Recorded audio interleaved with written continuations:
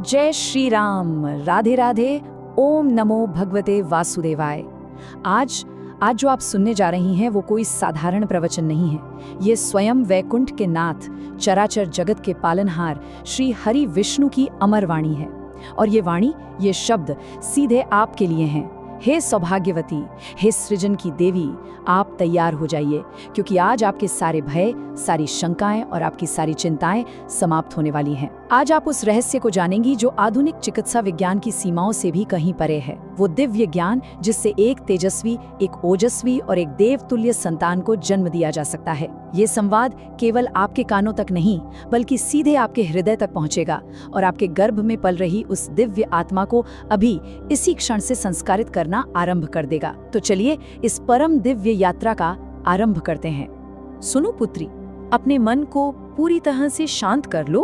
अपनी सारी चिंताओं को, तुम्हारे मन में उठ रहे सारे प्रश्नों को मेरे चरणों में समर्पित कर दो और केवल मेरी बात सुनो। मैं तुम्हारा पिता, तुम्हारा रक्षक, इस ब्रह्मांड का पालक विष्णु हूँ। मैं आज तुम्हें किसी चिकित्सक की भांति नहीं, बल्कि इस सृष्टि के रचयिता की भांति यह बताने आया हूँ कि तुम्हारे भीतर जो कुछ भी घटित हो रहा है वो एक चमत्कार है। ये केवल एक भ्रूण का विकास नहीं है पुत्री, ये एक पुण्य आत्मा का इस पृथ्वी पर अवतरण है और तुमने उस आत्मा को ये सुंदर शरीर देने का महान संकल्प लिया है। इस क्षण तुम कोई साधारण स्त्री नहीं हो, तुम साक्षात माँ कौशल्या का स्वरूप हो, जिसके गर्भ से मर्यादा पुरुषोत्तम ने जन्म लिया। तुम देवकी हो, तुम यशोदा का प्रतिरूप हो। ये सौभाग्य तुम्हें यूं ही नहीं मिला, ये तुम्हारे जन्म जन्मों के पुण्य का एकत्रित फल है। और जब तुमने इतना बड़ा संकल्प लिया है तो ये मेरी सीधी जिम्मेदारी है, ये मेरा वचन है तुम्हें कि मैं तुम्हें और तुम्हारे गर्भ को हर बाधा से, हर नकारात्मकता से सुरक्षित रखूंगा। अगर तुम्हें मेरे संरक्षण का अनुभव हो रहा है, अगर तुम्हारा हृदय इस आश्वासन से भर गया है, तो इस दिव्य ऊर्जा को अन्य देवियों तक भी पहुंचाओ। इस वाणी को अपना प्रेम दो और इस माध्यम से जुड़ जाओ, ताकि प्रभु की ये कृपा सब पर बरसे। तो अब हम उस दिव्य संवाद के प्रथम अध्याय में प्रवेश कर रहे हैं। ध्यान से सुनना, क्योंकि अब मैं गर्भ के उस आध्यात्मिक विज्ञान को उजागर कर रहा हूँ जो ये बताता है कि तुम्हारा शरीर अब केवल एक शरीर नहीं, बल्कि स्वयं ब्रह्मांड का एक सूक्ष्म स्वरूप, एक पवित्र मंदिर, एक जागृत यज्ञशाला बन चुका है। इस बात को समझो पुत्री, जिस क्षण तुम्हारे गर्भ में बीज स्थापित हुआ, ठीक उसी क्षण तुम्हारा ये शरीर एक पवित्र यज्ञशाला बन गया। जैसे एक यज्ञशाला में अग्नि प्रज्वलित कर मंत्रोच्चार से देवताओं का आवाहन किया जाता है, ठीक वैसे ही तुम्हारी कोख में प्राण की अग्नि प्रज्वलित हुई है और एक दिव्य आत्मा का आवाहन हुआ है। ये स्थान अब अपवित्र हो ही नहीं सकता। इसकी पवित्रता को बनाए रखना, इसका सम्मान करना अब तुम्हारा सबसे बड़ा धर्म है, क्योंकि याद रखना, इसी यज्ञशाला की पवित्रता से उस आत्मा के चरित्र का, उसके तेज का और उसके भाग्य का निर्माण हो रहा है। और अब सुनो, मैं उस सबसे बड़े रहस्य को उजागर करता हूँ जो कोई नहीं जानता। सुनो, तुम्हारे गर्भ के भीतर जो बालक है वो सो नहीं रहा है, वो योग निद्रा की अवस्था में है। वो उस परम चेतना से, उस परमात्मा से सीधे संपर्क में है, जिससे वो अभी अभी अलग होकर आया है। और वो जिस जल में तैर रहा है उसे साधारण जल समझने की भूल कभी मत करना। वो गर्भ का जल, वो एमनियोटिक फ्लूइड, वास्तव में उस कारण सागर का प्रतीक है जिस पर मैं, तुम्हारा नारायण, स्वयं शेषनाग पर विराजमान रहता हूँ। इसका अर्थ समझ रही हो? तुम्हारे गर्भ में स्वयं नारायण का वास है। तुम उस पूरे ब्रह्मांड को अपनी कोख में धारण किए हुए हो। अब तुम ही बताओ, जिस स्थान पर स्वयं नारायण निवास करें, वो स्थान अपवित्र कैसे हो सकता है? भला वो स्थान असुरक्षित कैसे हो सकता है? अब मैं उस भय की बात करता हूँ जो हर गर्भवती स्त्री को, हर माँ को सताता है। बुरी नजर का भय, नकारात्मक ऊर्जा का भय। श्री हरि कहते हैं कि संसार में नजर लगना कोई अंधविश्वास नहीं है, यह ऊर्जा का विज्ञान है, तरंगों का प्रहार है। हर मनुष्य के भीतर से विचार रूपी तरंगे निकलती हैं। जब कोई व्यक्ति ईर्ष्या, द्वेष या हीन भावना से तुम्हारी प्रसन्नता को देखता है, तो उसकी काली तरंगे तुम्हारे आभा मंडल, तुम्हारे ऑरा को भेदने का प्रयास करती हैं। लेकिन सुनो देवी, डरो मत, रंच मात्र भी भयभीत होने की आवश्यकता नहीं है, क्योंकि मैं तुम्हें एक ऐसा अभेद्य दिव्य कवच प्रदान कर रहा हूँ जिससे इस ब्रह्मांड की कोई भी नकारात्मक शक्ति भेद नहीं पाएगी। ये है वो 5 अचूक दिव्य उपाय जो स्वयं नारायण द्वारा प्रदत्त हैं।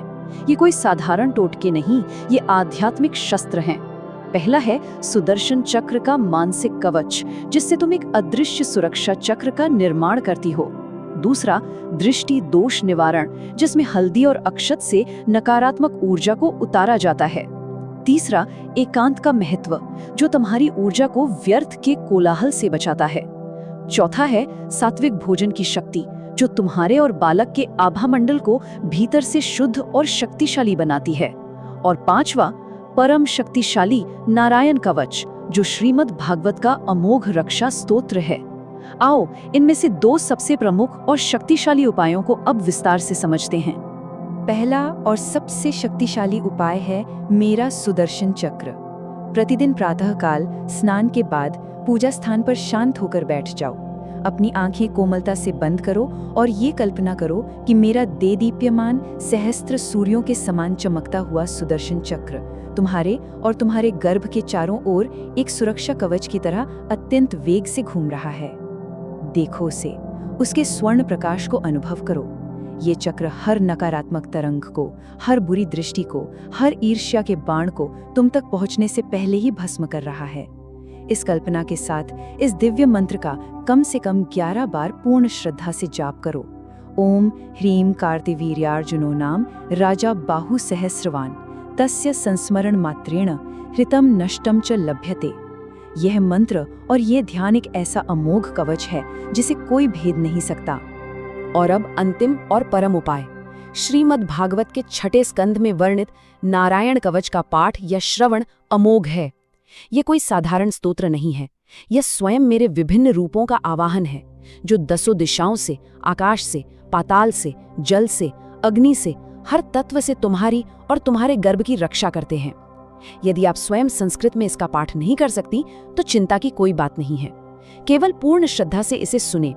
इसकी ध्वनि तरंगे तुम्हारे घर में और तुम्हारे आभा मंडल में एक ऐसा आध्यात्मिक किला बना देंगी जिसे कोई आसुरी शक्ति कभी भेद नहीं सकती। यह मेरा प्रत्यक्ष संरक्षण है तुम्हारे लिए। अब श्री हरि उन सूक्ष्म, उन छोटी छोटी बातों की ओर तुम्हारा ध्यान दिला रहे हैं जिन्हें हम अनजाने में कर जाते हैं, पर जिनका बहुत गहरा प्रभाव गर्भ में पल रहे बालक के प्रारब्ध, उसके भाग्य पर पड़ता है। ये केवल सावधानियां नहीं है, ये जागरूकता का एक पवित्र मार्ग है। इन 9 महीनों में तुम्हें एक तपस्विनी की भांति अत्यंत सजग रहना होगा, क्योंकि तुम्हारा हर कर्म, हर शब्द और हर विचार उस नई आत्मा का निर्माण कर रहा है। प्रभु इन 3 स्तंभों पर विशेष बल देते हैं, वाणी, भोजन और दृश्य। पहला, वाणी का संयम। याद रखो पुत्री, जो तुम बोलती हो वो केवल हवा में विलीन नहीं हो जाता। उसकी तरंगे गर्भ के जल से होते हुए बालक की आत्मा को स्पर्श करती हैं। किसी की निंदा मत करो, क्रोध में अपशब्द मत बोलो, व्यर्थ की बातें मत करो।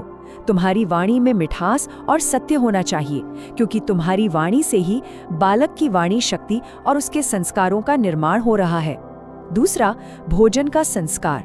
अगर तुम क्रोध, दुख या चिंता में भोजन बना रही हो या खा रही हो, तो वो अमृत समान भोजन भी विष के समान प्रभाव डालता है।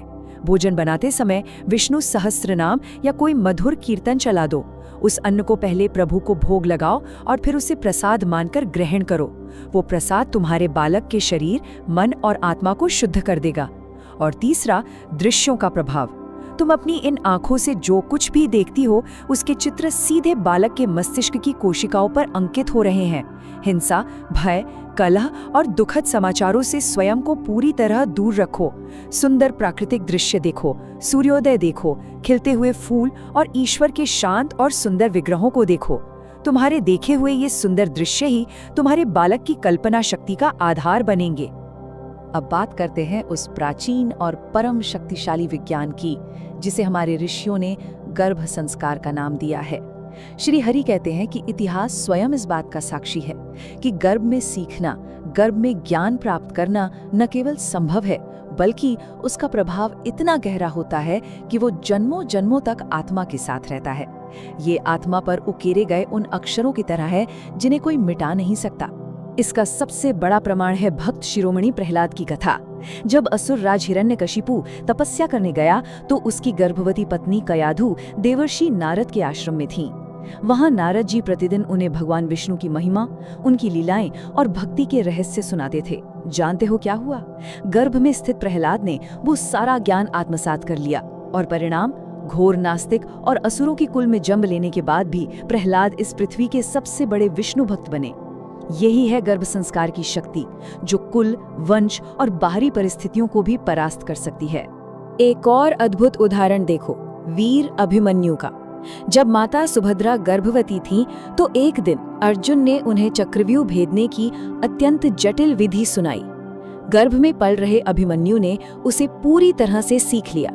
केवल अंतिम द्वार से निकलना नहीं सुन पाए क्योंकि माता को नींद आ गई थी। यह इस बात का अकाट्य प्रमाण है कि बालक गर्भ में केवल भक्ति ही नहीं, बल्कि युद्ध जैसी जटिल रणनीति भी सीख सकता है। तुम्हारा गर्भ कोई शांत, निष्क्रिय स्थान नहीं है, वो एक जागृत कक्षा है जहां तुम्हारा बालक हर पल, हर क्षण तुमसे सीख रहा है। तो इन अद्भुत कथाओं को सुनकर अब तुम्हारा परम कर्तव्य क्या है? श्री हरि सीधे तुम्हें आज्ञा दे रहे हैं, पुत्री, आज से ही, अभी से ही ये नियम बना लो। प्रतिदिन कम से कम 30 मिनट एकांत में बैठकर अपने बालक से बात करो। अपने पेट पर हाथ रखकर उसे बताओ कि तुम, उसके पिता और पूरा परिवार उससे कितना प्रेम करते हो, उसकी कितनी प्रतीक्षा कर रहे हो। उसे छत्रपति शिवाजी की वीरता, श्री राम की मर्यादा, कर्ण के दान और एकलव्य की गुरु भक्ति की कहानियां सुनाओ। उसे धर्म, करुणा और साहस के संस्कार दो। तुम्हारी आवाज, तुम्हारा स्पर्श उसके लिए अमृत है। अब श्री हरि इन 9 महीनों की दिव्य यात्रा का एक अद्भुत आध्यात्मिक मानचित्र तुम्हारे सामने प्रस्तुत कर रहे हैं। हर महीना केवल शारीरिक विकास का नहीं, बल्कि आत्मा के विकास का एक नया चरण है। ये समझो कि ये एक दिव्य आत्मा के निर्माण की 9 सीढ़ियां हैं। आओ, महीने दर महीने नारायण के मार्गदर्शन में इस यात्रा पर हम साथ साथ आगे बढ़ते हैं। प्रथम मास ऋजन का है, बीज की स्थापना का। इस समय केवल ब्रह्मांड की आदि ध्वनि ओम का शांत और गहरा जप करें। ये ध्वनि उस दिव्य बीज को तुम्हारी कोख की मिट्टी में स्थापित करती है। द्वितीय मास स्थिरता का है, गर्भ को स्थिर करने का। इस समय मन बहुत विचलित होता है, उसे शांत रखने के लिए विष्णु चालीसा का पाठ करें। मेरे सहस्त्र नामों की शक्ति गर्भ को स्थिरता प्रदान करेगी। तृतीय मास में अंगों का निर्माण होता है, बालक की सुंदर आकृति बनती है। इसलिए अपने मन में केवल सुंदर, दिव्य और सकारात्मक विचारों को ही स्थान दें। चतुर्थ मास में चेतना का संचार बहुत तेजी से होता है, प्राण शक्ति जागृत हो रही है। इसलिए बुद्धि की देवी का आह्वान करें और गायत्री मंत्र का जप करें। यह बालक की बुद्धि को प्रखर करेगा। पंचम मास बुद्धि के विकास का है। इस समय बालक ज्ञान ग्रहण करने के लिए सबसे अधिक तैयार होता है। प्रेरक महापुरुषों की जीवनियों और सद्ग्रंथों का पाठ करें। षष्ठम मास इंद्रियों के विकास का है, श्रवण शक्ति और स्पर्श का विकास होता है। इस समय मधुर शास्त्रीय संगीत सुने, वीणा या बांसुरी का वादन सुने। सप्तम मास में बालक पूरी तरह से सजग हो जाता है, वो आपकी हर बात सुनता है और प्रतिक्रिया भी देता है। अब उससे अपना संवाद और भी ज्यादा बढ़ा दें। अष्टम मास शक्ति के संचय का है। इस समय माँ और बालक दोनों को अतिरिक्त ऊर्जा की आवश्यकता होती है। राम रक्षा स्तोत्र का पाठ करें, ये अमोघ शक्ति प्रदान करता है। और नवम मास, यह परीक्षा का नहीं, समर्पण का मास है। अब सारी चिंताएं छोड़कर मुझ पर पूर्ण शरणागति का भाव रखें और कहें, हे प्रभु, आपकी अमानत आपको सौंपने का समय आ गया है, आप ही रक्षक हैं। अब नारायण उस सबसे गहरे, सबसे आदिम भय को संबोधित करते हैं जो हर स्त्री के मन में कहीं ना कहीं छिपा होता है, प्रसव पीड़ा का भय। लेकिन सुनो देवी, आज प्रभु तुम्हें उस भय से मुक्ति का, अभय का वरदान देने जा रहे हैं। एक ऐसा आश्वासन जो तुम्हारे सारे डर को हमेशा के लिए समाप्त कर देगा। मैं तुमसे पूछता हूँ, क्या तुम प्रसव की पीड़ा से भयभीत हो? क्या ये डर तुम्हारी रातों की नींद और दिन का चैन छीन लेता है? क्या ये डर आने वाली खुशी पर एक काली छाया की तरह मंडराता रहता है? यदि इसका उत्तर हाँ है, तो कुछ क्षण मौन रहकर अपने इस भय को स्वीकार करो और अब सुनो कि स्वयं जगत के पालनहार इस भय का निवारण कैसे करते हैं। श्री हरि अत्यंत करुणा से कहते हैं, पुत्री, जिसे तुम पीड़ा समझ रही हो, वो पीड़ा नहीं है, वो परिवर्तन का पवित्र द्वार है। वो एक आत्मा के इस लोक में आने का मंगल द्वार है। और जब कोई महान द्वार खुलता है तो थोड़ी पीड़ा तो अवश्य होती है, लेकिन मैं तुम्हें वचन देता हूँ, जिस समय प्रसव का क्षण आए, अपनी सारी चेतना को मुझ पर केंद्रित कर देना, मेरे बाल स्वरूप नटखट गोपाल का स्मरण करना और केवल उसका नाम जपना। मैं स्वयं तुम्हारा नारायण अदृश्य रूप में वहां उपस्थित रहकर तुम्हें उस पीड़ा को आनंद में बदलने की, उसे सहन करने की शक्ति प्रदान करूंगा। जो स्त्री प्रसव के समय मेरा स्मरण करती है, उसकी प्रसव पीड़ा कम हो जाती है और उसका बालक तेजस्वी, यशस्वी और दीर्घायु होता है। यह मेरा तुम्हारे प्रभु का अटल वचन है। अब प्रभु तुम्हें केवल गर्भावस्था के लिए नहीं, बल्कि तुम्हारे और तुम्हारे आने वाले बालक के संपूर्ण जीवन के लिए 12 गुप्त आध्यात्मिक सूत्र प्रदान कर रहे हैं। ये नियम नहीं, ये जीवन जीने की दिव्य कला है जो तुम्हारे घर को सुख, शांति और समृद्धि से भर देगी। इन्हें अपनी जीवन शैली का अंग बना लो। पहला सूत्र, तुलसी सेवन। प्रतिदिन भगवान को भोग लगाकर एक तुलसी का पत्ता चरणामृत के साथ जरूर ग्रहण करो। तुलसी महारानी बालक की रोग प्रतिरोधक क्षमता को अद्भुत रूप से बढ़ाएंगी। दूसरा, मौन संध्या। गोधूली बेला में जब दिन और रात का मिलन होता है, कुछ समय के लिए चुप हो जाओ और केवल एक दीपक जलाकर मेरे स्वरूप का ध्यान करो। यह तुम्हारे मन को असीम शांति प्रदान करेगा। तीसरा, क्षमा भाव। यदि किसी ने तुम्हारा दिल दुखाया है तो उसे आज ही, अभी भी मन से क्षमा कर दो। तुम्हारे भीतर की कड़वाहट और क्रोध बालक के कोमल हृदय को कठोर बना सकती है। उसे क्षमा करके स्वयं को मुक्त करो। चौथा, दान की महिमा। गुरुवार को, जो मेरा और देवगुरु बृहस्पति का दिन है, पीले अनाज, वस्त्र या फलों का दान करो। यह बृहस्पति ग्रह को मजबूत करता है, जो संतान को भाग्य और उच्च ज्ञान प्रदान करता है।